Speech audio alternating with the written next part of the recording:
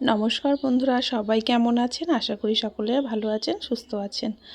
আজ হচ্ছে মঙ্গলবার 25শে নভেম্বর।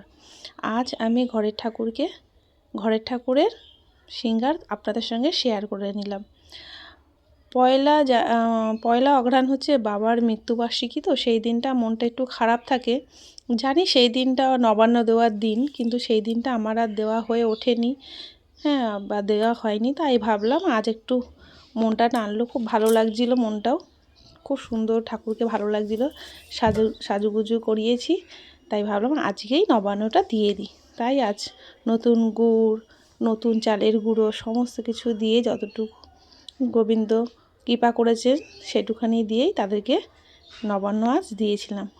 তাই ভাবলাম খুব ভালো লাগলো, তাই ভাবলাম আপনাদের সঙ্গে শেয়ার করে নিই আমার ঘরের ভগবানদের সাজসজ্জা।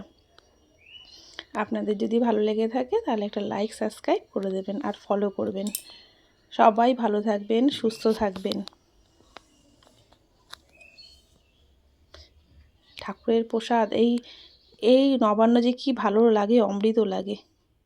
রাধে রাধে বন্ধুরা।